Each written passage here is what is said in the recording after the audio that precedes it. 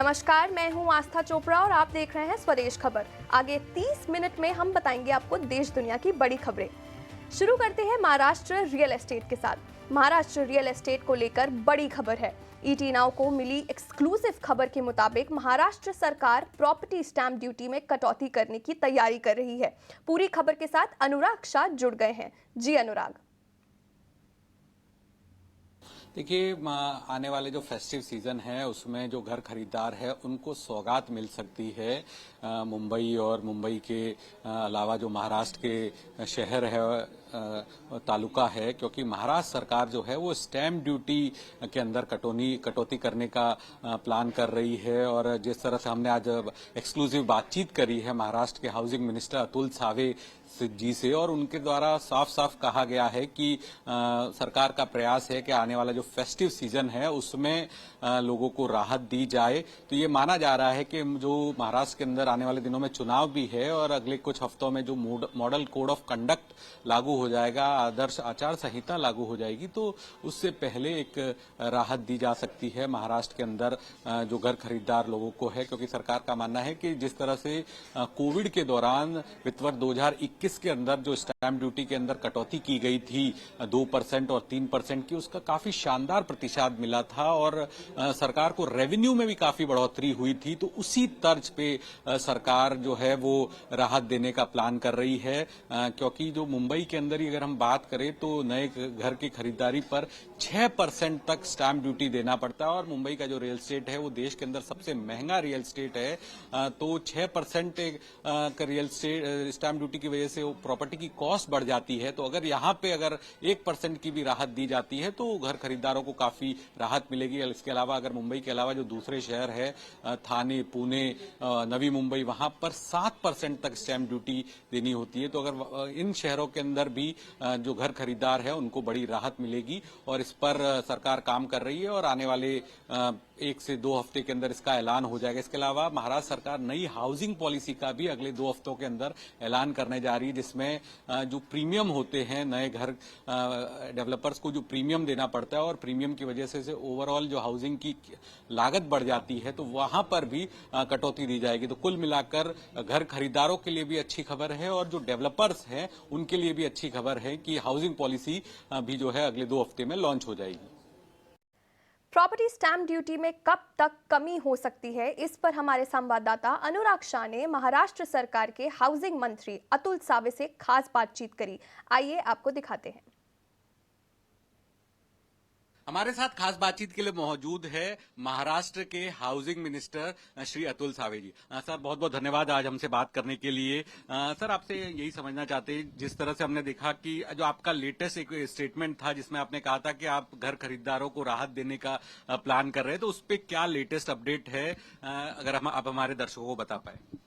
हमने बताया था कि जैसा हमने कोविड में स्टैम्प ड्यूटी का कंसेशन दिया था, उसी तरह से हम रेवेन्यू डिपार्टमेंट से डिस्कस करके कि मुंबई के आज जो स्टेक होल्डर्स हैं उनको एक राहत दिखाने के लिए and to make the Mumbai smart, उस बहाने से हम एक जैसा कोविड पीरियड में हमने स्टॉप गैप अरेंजमेंट की थी फॉर रजिस्ट्रेशन चार्जेस, उस तरीके से हम बहुत जल्दी वो पॉलिसी डिसाइड करने की कोशिश कर रहे हैं। सर, तो हम माने क्योंकि अगले कुछ हफ्तों के अंदर मॉडल कोड ऑफ कंडक्ट लग जाएगा, तो उससे पहले इस तरह का कुछ राहत दी जा सकती है जिससे जो फेस्टिव सीजन आ रहा है वहां पर लोगों को फायदा हो सके। जो लाखों लोग हैं जो घर खरीदेंगे उनको कुछ फेस्टिव सीजन से पहले फायदा होगा। यस, जैसा मैंने आपको बोला कि हमारी हाउसिंग नई पॉलिसी भी आ रही है, बहुत जल्द उसके माध्यम से भी हम उसमें से प्रीमियम में कुछ हम डिस्काउंट दे सकते हैं, इस तरीके से करेंगे। और जो जैसा हमने ऑलरेडी वुमेन्स के लिए, लेडीज के लिए 1% डिस्काउंट किया है इन रजिस्ट्रेशन चार्जेस, स्टैम्प ड्यूटी के अंदर जो ड्यूटी के रजिस्ट्रेशन चार्जेस में 1%, इसी तरीके से रजिस्ट्रेशन चार्जेस में कुछ डिस्काउंट नहीं है तो डेफिनेटली फेस्टिवल में लोग उसका बेनिफिट लेंगे। हाँ, मतलब सर, जो स्टैम्प ड्यूटी आप कहना चाहते हैं जैसे कोविड में हुआ था उस तरह से का स्टैम्प ड्यूटी की कटौती है वो इस फेस्टिव सीजन में हो सकती है। यस, तो उसमें सर किस तरह की प्रोग्रेस है, कहाँ तक पहुंची बात? अभी मैं बोला ना, नई हाउसिंग पॉलिसी भी it is almost finalise. All the departments have to sit together and once the green signal is given, we'll definitely release that policy. Okay sir, और हाउसिंग पॉलिसी में ऐसी क्या चीजें हैं सर जो आप खास ध्यान रख रहे हैं जिसमें घर खरीदारों को फायदा होगा? क्या उसमें प्रीमियम जो है जिससे मुंबई के अंदर जो रियल एस्टेट काफी महंगा है उसके ऊपर भी फोकस किया जाएगा? कॉन्क्लेव में हम सब जगह जाते हैं तो वहाँ पे सभी स्टेक होल्डर्स, सभी डेवलपर्स का एक ही कहना होता है कि प्रीमियम में थोड़ा सा हमको कंसेशन मिलना चाहिए ताकि हम हमारी कॉस्ट भी कम कर सकेंगे। तो इसीलिए उसके ऊपर हमने काफी कंसिडरेशन करने के लिए ये किया है एंड डेफिनेटली नई हाउसिंग पॉलिसी में कुछ न कुछ उनको डेफिनेटली बेनिफिट मिलेगा। स्टैम्प ड्यूटी में कटौती की तैयारी की खबरों पर इंडस्ट्री का रिएक्शन भी आना शुरू हो गया है। अनुराग शाह ने क्रेडाई MCHI के सेक्रेटरी धवल अजमेरा से भी खास बातचीत करी। देखिए। हमारा ये मानना है कि जब भी सरकार जो ये हमारी मांग है क्रेडाई MCHI बॉडी की भी थी और हमने सरकार को रखी हुई थी और रिक्वेस्ट की थी कि आप प्रीमियम्स कम कीजिए, क्योंकि प्रीमियम्स मुंबई पर से में बहुत ही बड़ा रोल कॉस्ट में, प्रोजेक्ट कॉस्ट में प्ले करता है as compare to Bombay, Bangalore, Delhi सब जगह से। तो हमारा ये रिक्वेस्ट, अगर सरकार ये टाइम पे अगर रिड्यूस करती है तो ये बहुत ही बड़ी बेनिफिट होगा लोगों के लिए, डेवलपर्स के लिए और खास करके सोसाइटी रीडेवलपमेंट के लिए। बिकॉज इससे क्या ही होगा कि अगर आप हिस्ट्री में जाइए 3 साल पहले जब प्रीमियम रिडक्शन हुआ था, वो टाइम से आज तक मुंबई में सबसे ज्यादा सोसाइटी रीडेवलपमेंट आई है, क्योंकि लोगों ने वो प्रीमियम रिडक्शन का फायदा लिया और सोसाइटी जो अटकी पड़ी थी वो सारे रीडेवलपमेंट में आ गए। तो यही एग्जाम्पल अगर आप देखें, अगर ये हिस्ट्री रिपीट होती है और प्रीमियम रिडक्शन होता है तो जितनी सारी सोसाइटीज आज शायद एज पे होगी या अटक गई होगी, तो डेवलपर भी चाहे उसको कुछ ज्यादा ऑफर देगा या उनको एरिया ज्यादा देगा, या डेवलपर भी अपने प्राइसेस कम करेगा और मार्केट में सप्लाई होगा, जिससे लोगों को फायदा होगा, नए घर मिलेंगे और सोसाइटीज को सबसे बड़ा बेनिफिट होगा। सर, एक चीज समझना चाहूंगा, सरकार का ये भी कहना है कि वो स्टैम्प ड्यूटी में भी राहत देना चाहती है और हो सकता है कि अगले 1 से 2 हफ्तों के अंदर स्टैम्प ड्यूटी रिडक्शन का ऐलान हो, तो उससे आपकी ओवरऑल फेस्टिव सेल्स कितनी प्रभावित होगी? मतलब प्रभावित एज इन पॉजिटिव सेंस में कि कितनी बढ़ सकती है, और उसको क्या आप अपने होम बायर्स को भी पास ऑन करेंगे? जरूर, 100%। देखो, आज मैं एक डेवलपर के नजर से कुछ भी ऑफर दे दूं, वो मेरी एक ऑफर रहेगी। बट जब सरकार कुछ ऑफर देती है और जब सरकार अपना रिडक्शन करती है तो वो एक साइकोलॉजिकल बूस्ट बहुत बड़ा होता है। तो जब ये गवर्नमेंट जब स्टैम्प ड्यूटी रिड्यूस करेगी तो ये रिडक्शन एक बहुत ही बड़ा पॉजिटिव एंगल रहेगा। हमने भी एज एन एसोसिएशन रिक्वेस्ट की थी सरकार को कि आप स्टैम्प ड्यूटी को रैशनलाइज कीजिए, और जब भी आपने स्टैम्प ड्यूटी 3 साल पहले कम की थी उसमें बहुत ही बड़ा बूस्ट देखा था, तो वो बूस्ट आज फिर से देखने को मिलेगा। और अब जब ये फेस्टिव सीजन है जहां पे सेल्स की मोमेंटम सबसे अच्छी होती है, वो टाइम पे अगर जब रिडक्शन होता है तो आई एम वेरी पॉजिटिव कि ये बहुत ही पॉजिटिव एंगल से देखा जाएगा और सेल्स को डेफिनेटली बूस्ट मिलेगा। अब रुख बदलते हैं बैंकिंग सेक्टर की ओर। देश के सबसे बड़े private sector bank HDFC bank की सब्सिडरी कंपनी HDB फाइनेंशियल की IPO आने की तैयारी है। क्या है डिटेल्स, समझते हैं अनुराग जोशी से। जी अनुराग, बताएं डिटेल्स क्या है। HDFC फाइनेंशियल, जो कि एक गैर बैंकिंग फाइनेंशियल कंपनी है, उसके बोर्ड ने कल कंपनी के एक IPO प्लान को स्वीकृति दे दी है। इस प्लान के अनुसार कंपनी 2,500 करोड़ रुपए एक नए IPO इश्यू के द्वारा जुटाएगी और इसके साथ एक OFS जो कि ऑफर फॉर सेल भी होगा, जिसके तहत जो प्रमुख भागीदार हैं कंपनी में, जिनमें HDFC बैंक शामिल है, वह पब्लिक को अपने शेयर्स बेच सकते हैं। अभी HDFC बैंक की ये कंपनी सब्सिडरी है और HDFC बैंक में इसका कुल 95% भागीदारी है। Company auto loan, business loan, property loan और गोल्ड लोन इस बिजनेस एरियाज में सक्रिय है। और ये IPO प्लान कंपनी कुछ पिछले महीने से बना रही थी। अभी जो बैंकों के नाम उभर के सामने आए हैं जो कि ये IPO को मैनेज कर सकते हैं, उनमें Bank of America, Nomura, ICICI securities, Axis capital और IIFL भी शामिल हैं। शुक्रिया अनुराग। आगे बढ़ते हैं। शिपिंग सेक्टर के लिए सरकार जल्द नई पॉलिसी का ऐलान कर सकती है। इस पर ज्यादा जानकारी के लिए हमारे साथ जुड़ गए हैं प्रकाश प्रियदर्शी। जी प्रकाश, बताएं। देखिए, सूत्रों के हवाले से हमें एक्सक्लूसिव जानकारी मिल रही है कि शिपिंग मिनिस्ट्री ने न्यू शिपिंग पॉलिसी के ऊपर इंटर मिनिस्ट्रियल कंसल्टेशन की प्रक्रिया की शुरुआत कर दी है। सूत्र हमें बता रहे हैं कि काफ़ी सिग्निफिकेंट डेवलपमेंट है और सरकार जल्द ही शिपिंग सेक्टर के लिए एक नई पॉलिसी की घोषणा करेगी, जिसमें जो एंटायर वैल्यू चेन है शिपिंग सेक्टर में उसको कवर किया जाएगा। सूत्र हमें बता रहे हैं कि जो रिलेटेड मिनिस्ट्रीज़ हैं उनसे उनके इनपुट्स मांगे गए हैं और शिपिंग मिनिस्ट्री को ये उम्मीद है कि अगले 2 महीने के अंदर इस पर कैबिनेट की अंतिम मंजूरी जो है वो ले ली जाएगी। इस पॉलिसी के तहत तमाम ऐसे इम्पॉर्टेंट फैक्टर्स हैं शिपिंग सेक्टर में जिसको कवर किया जाएगा और गवर्नमेंट ये चाहती है कि तमाम तरह के रिफॉर्म्स किए जाएं, चाहे वो फाइनेंसिंग मॉडल हो, ओनरशिप हो, इंश्योरेंस हो, लीजिंग हो या शिप बिल्डिंग मैकेनिज्म हो, इसमें बड़े रिफॉर्म्स किए जाएंगे। नई पॉलिसी के तहत शिप मैन्युफैक्चरिंग और रिसाइकलिंग के जो मेजर्स हैं उसमें भी बड़े पैमाने पर रिफॉर्म्स किए जाएंगे। साथ ही साथ जो नई पॉलिसी है वो पीपीपी मॉडल के आधार पर डेवलप किया जा रहा है, जिसमें सरकार प्राइवेट सेक्टर को सीधे तौर पर फाइनेंशियल सपोर्ट देगी, साथ ही साथ जो डिमांड है उसको भी इंश्योर करेगी। इसके अलावा कुछ लेजिस्लेटिव अमेंडमेंट्स की भी संभावना है ताकि जो फाइनेंसिंग मॉडल है उसको ज़्यादा फ्लेक्सिबल बनाया जाए, ताकि शिपिंग सेक्टर में जो डिफरेंट सेगमेंट्स हैं उसमें फाइनेंसिंग की कोई दिक्कत ना हो। जैसे कि आपको पता है कि बजट में वित्त मंत्री ने नए रिफॉर्म्स की घोषणा की थी और अब उस पर शिपिंग मिनिस्ट्री ने काम करने की शुरुआत कर दी है और अगले 2 महीने में कैबिनेट का अप्रूवल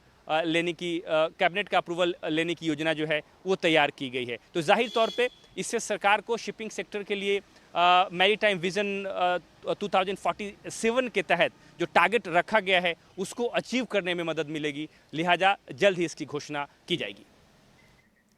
चलिए, समय हो गया है एक ब्रेक का। ब्रेक के बाद हम बात करेंगे दिल्ली के नए स्वागत है फिर से आपका स्वदेश खबर में। चलिए आगे बढ़ते हैं। पीएम मोदी 3 दिनों की अमेरिकी दौरे पर रवाना हो चुके हैं। पीएम 23 तारीख तक अमेरिका में ही रहेंगे। अमेरिका में पीएम मोदी क्वाड शिखर सम्मेलन में हिस्सा लेंगे। इस दौरान वो सम्मेलन में शामिल होने पहुंचे। ऑस्ट्रेलिया के पीएम एंथनी अल्बनीज और जापान के पीएम फूमियो किशिदा से द्विपक्षीय बैठक करेंगे। इसके अलावा पीएम मोदी की अमेरिका राष्ट्रपति जो बाइडेन के साथ भी मुलाकात होनी है। दौरे के आखिरी दिन यानी 23 सितंबर को पीएम मोदी का न्यूयॉर्क स्थित यूएन महासभा में भी संबोधन होगा।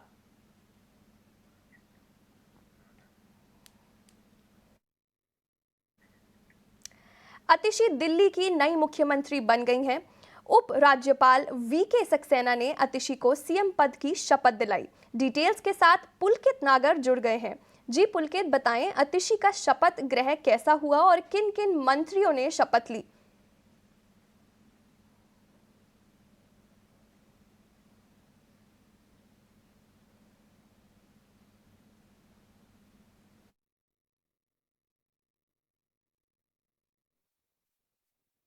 अरविंद केजरीवाल के इस्तीफा देने के बाद अब दिल्ली की मुख्यमंत्री बन गई हैं आतिशी। आतिशी जो पहले मंत्रिमंडल में थी, अब उन्होंने मुख्यमंत्री पद की शपथ ले ली है। इसी के साथ उनके कैबिनेट में 5 मंत्रियों ने भी शपथ ली है, जिसमें गोपाल राय, सौरभ भारद्वाज, कैलाश गहलोत और इमरान हुसैन के साथ मुकेश अहलावत शामिल हैं। यानी कि आतिशी और 5 कैबिनेट मंत्रियों ने आज शपथ ली है।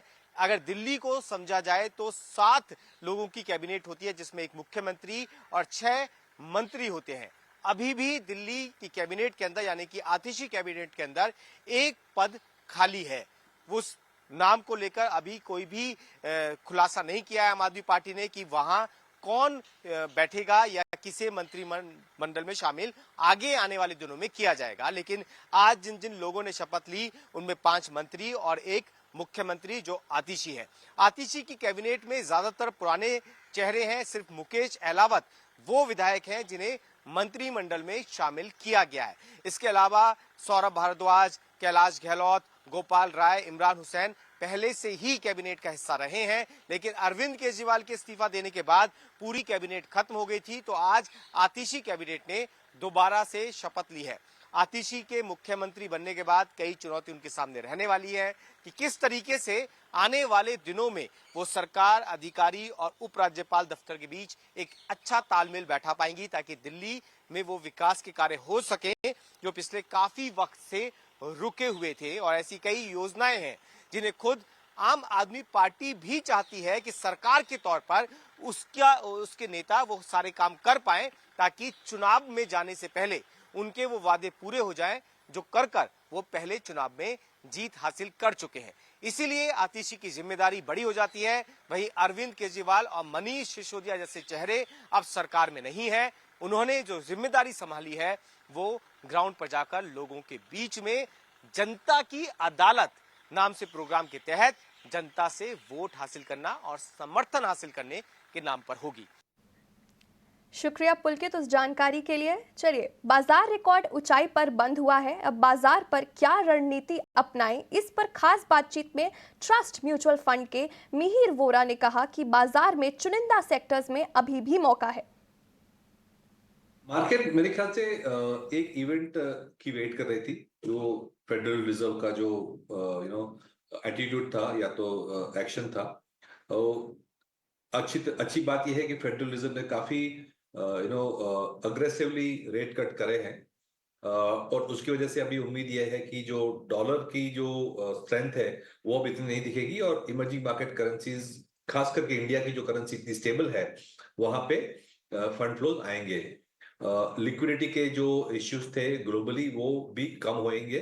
जो टाइटनेस थी वो बेसिकली फेडरल रिजर्व ने कम करी है।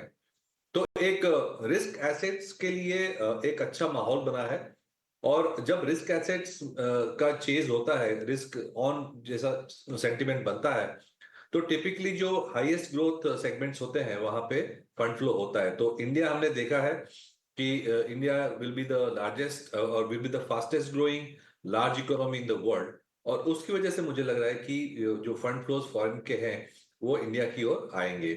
डोमेस्टिक लिक्विडिटी हम देख ही रहे हैं कि mutual funds, insurance, NPS, EPF की जो लिक्विडिटी है वो तो स्टॉक्स में आ ही रही है, बट अपार्ट फ्रॉम दैट मुझे लग रहा है कि जो फॉरेन फ्लोज है वो भी आएंगे। और अच्छी बात यह है कि क्योंकि हमारी इकोनॉमी फास्ट ग्रोइंग है तो हमारी अर्निंग्स ग्रोथ भी मार्केट को सपोर्ट कर रही है। वैल्यूएशंस अगर एक बार छोड़ दे, देयर आर सम पॉकेट जहां पे वैल्यूएशन ज्यादा है, बट ब्रॉडली स्पीकिंग मैं कहूंगा कि जो लार्ज कैप इंडेक्स है और जो स्मॉल कैप इंडेक्स है उसके वैल्यूएशंस अगर हम कंपेयर करें तो अभी भी इतने बुरे नहीं है, क्योंकि एक्सपेंसिव नहीं है, क्योंकि अभी भी अर्निंग्स ग्रोथ आ रही है। तो ये इक्वेशन देख के मुझे लग रहा है कि एक गोल्डीलॉक्स जैसा सिचुएशन बन रहा है, जहां पे वर्ल्ड स्लो डाउन हो रही है, इंडिया ठीक कर रहा है, लिक्विडिटी का माहौल ठीक हो रहा है, इंटरेस्ट रेट्स नीचे जा रहे हैं। तो ये एक शेयर्स के लिए अच्छी सिचुएशन है। मिहिर जी, अभिषेक बोल रहा हूँ सर। आपने कहा कि लिक्विडिटी का फोर्स बाजार में बना रहेगा। अच्छा, आपसे ये जानना चाहते हैं कि यूएस फेड ने जो रेट कट किया है, क्या ये भी लिक्विडिटी को थोड़ा पुश करेगी, और अगर हाँ तो ये जो लिक्विडिटी एडिशनल आएगी बाजार में वो कौन से सेगमेंट्स में आएगी? अगर आप ये बता दें तो हमें ये आइडेंटिफाई करने में आसानी हो जाएगी कौन से सेक्टर यहाँ से चलने वाले हैं। देखिए, जैसे हमने कहा कि इंडियन इकोनॉमी बाकी इकोनॉमी से, ग्लोबल इकोनॉमी से ज्यादा परफॉर्म करेगी, which means US slow down हो रहा है, चाइना स्लो डाउन हो रहा है, और इंडियन डोमेस्टिक इकोनॉमी है वो अच्छा कर रही है। इंडिया इसलिए अलग है बाकी कंट्रीज से, खास करके चाइना है, जापान है, कोरिया है, उससे अलग है क्योंकि ये सारी कंट्रीज का एक्सपोर्ट प्रोपोर्शन बहुत ज्यादा है और they are dependent on exports for growth. India का ट्रेड डेफिसिट नेगेटिव चलता है तो हम एक्सपोर्ट्स पे कम डिपेंडेंट है, इसलिए जो डोमेस्टिक लिंक सेक्टर्स हैं, डोमेस्टिक जो हमारी इकोनॉमी है वो ज्यादा अट्रैक्टिव लग रही है। तो उसपे हम कहेंगे कि जो लोकल कंजम्पशन है, इंफ्रास्ट्रक्चर है, मैन्युफैक्चरिंग है, बैंकिंग एंड फाइनेंशियल से जो सारे इनवर्ड लुकिंग सेगमेंट्स हैं उसमें हमें ज्यादा अर्निंग्स ग्रोथ दिख रहे हैं, और those are our favourite stocks. Liquidity का तो ऐसा है कि इट्स मोर अबाउट कि जो नेगेटिव था वो पॉजिटिव हो जाए तो अच्छी बात है, और नेगेटिव अगर जीरो भी हो जाए तो भी अच्छी बात है, क्योंकि लोकल लिक्विडिटी तो वैसे भी काफी स्ट्रांग है। सर, एक और चीज़ आपसे समझनी हो, और आई थिंक बहुत सारे हमारे जो दर्शक हमें देख रहे हैं उनके मन में भी ये होगा, मान लीजिए इस लेवल पर अगर किसी को अपनी रणनीति बनानी हो, क्योंकि बाजार इतना चल गया है, कौन से सेगमेंट्स ऐसे लगते हैं कि आपको कि ओवर वैल्यूड हो गए, यानी कि महंगे हो गए हैं? अब वहां पर हाथ नहीं डालना चाहिए या फिर प्रॉफिट टेकिंग कर लेना चाहिए, और कहां पर अभी भी गुंजाइश है जहां पर फ्रेश मनी डिप्लॉय की जा सकती है? श्योर। तो वैसे मैं इंडेक्स लेवल पे कमेंट करना पसंद ज्यादा नहीं करता हूं, लेकिन for the sake of simplicity हम अगर इंडेक्स लेवल पे देख लें तो एक लार्ज कैप स्टॉक्स हैं जो टॉप 100 स्टॉक्स हैं, उसके बाद 150 मिड कैप स्टॉक्स हैं, और उसके बाद स्मॉल कैप स्टॉक्स शुरू होते हैं जो कि लंबी टेल है। तो ब्रॉडली स्पीकिंग मैं कहूंगा कि जो टॉप 100 स्टॉक्स हैं लार्ज कैप में, उसमें वैल्यूएशन अभी इतने महंगे नहीं हुए हैं, they are still reasonable considering the growth. जो स्मॉल कैप इंडेक्स है, जो 250 के बाद के जो स्टॉक्स है उसका जो इंडेक्स है स्मॉल कैप इंडेक्स, उसमें भी वैल्यूएशंस बहुत सिमिलर है लार्ज कैप्स के कंपैरिजन में, और उसकी अर्निंग्स ग्रोथ ज्यादा है। तो मैं ये कहूंगा कि लार्ज कैप्स में रीजनेबल वैल्यूएशंस हैं, स्मॉल कैप्स में अभी भी वैल्यूएशन इतने महंगे नहीं हुए एट द इंडेक्स लेवल, क्योंकि वहां पे एक तो टेल ज्यादा है और वहां पे अर्निंग्स ग्रोथ भी ज्यादा दिख रही है। बीच के जो 150 स्टॉक्स का जो इंडेक्स है मिड कैप इंडेक्स, उसमें वैल्यूएशन थोड़ी ज्यादा है और उसमें अर्निंग्स ग्रोथ के कंपैरिजन में वैल्यूएशन ज्यादा है। तो ये एक मैं पॉकेट कहूंगा जो थोड़ा सा मुझे ओवर वैल्यूड लग रहा है। दूसरा ये है कि अगर हम स्मॉल कैप्स में देखें तो ऐसे कई सारे स्टॉक्स हैं जहां पे फ्लोटिंग स्टॉक कम है, जहां पे स्पेकुलेटिव एक्टिविटी बहुत ज्यादा है। वो स्टॉक्स में मुझे लग रहा है कि फ्रेंजी काफी ज्यादा हो चुकी है और उसमें कॉशियस रहना चाहिए, क्योंकि ये जो स्टॉक प्राइसेस और वैल्यूएशन ये सेगमेंट में बने हैं वहां पे शायद फंडामेंटल्स के कनेक्शन नहीं है। इस बुलेटिन में इतना ही। आप बने रहिए हमारे साथ और देखते रहिए ईटी नाउ स्वदेश। नमस्कार।